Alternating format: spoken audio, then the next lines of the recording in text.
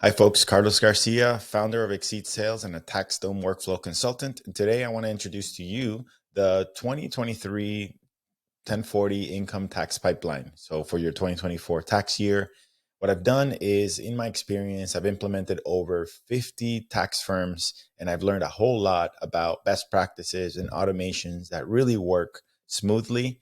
What I've done is taken the culmination of all those experiences and added them into this pipeline.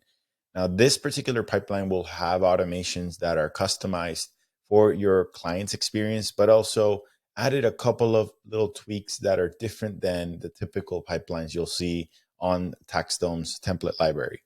The first one you'll see is there's a holding stage. What I have found in my experience, a lot of firms don't like to select all the clients in one shot, right? You select every client that's a 1040 tag and just straight up add them to the pipeline. A lot of firms like moving them in forms of batches. So having the holding stage gives you the luxury of being able to move only maybe 5 customers at a time into the kickoff, the engagement letter, the organizer stage. That way you're not overwhelming the system, the clients, and your teams with a bunch of documents coming in and a bunch of actions being taken place. So the holding stage is one thing that is a little bit different. You can just put them there, and then when your clients are ready to start working, or when you're ready to add them to the next stage, you can manually move them from just one quick step by selecting a batch of customers at a time. The other thing you want to know is that the kickoff letter slash engagement letter slash organizer step, it does have a lot of automations in there, but they're custom. So it'll create a journey for new clients, which they will get a specific type of email if they're a new client, a specific type of organizer. They will get the same engagement letter with the Taxdome default template contract, which you could always modify and use your own firm's contract language. But the automation is there for you to be able to just easily modify and then continue with the pipeline that you want.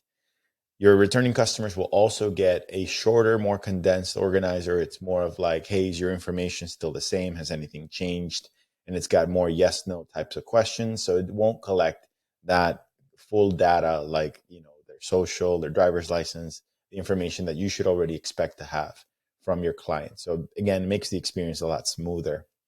And then once the client signs the engagement letter, completes the organizer, it'll auto move into the document request, which is just another step that you create to collect any further information that's missing once the organizers get filled out.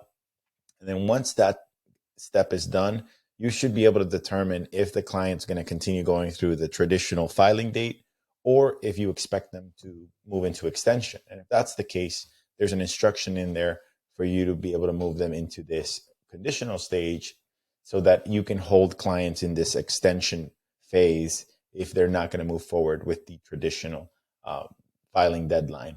If that's not the case, then it'll move them straight into prep. And then from there, you'll have your tax software input and you continue to work with the client if there's missing information.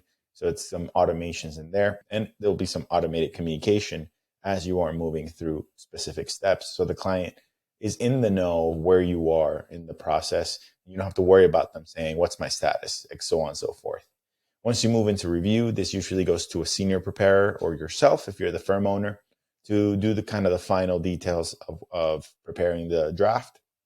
And then once you mark that task complete, it'll move into the draft, which will just give you some specific instructions of how to upload, request approval, and then how to lock and create an invoice through Taxdome. One thing I do want to let you know is that this is designed for people who want to invoice through Taxdome. So if you're not planning to invoice through Taxdome, you may have to modify some of the automations in here, which we can always talk about if you want to take advantage of this, but maybe do some slight modifications on it.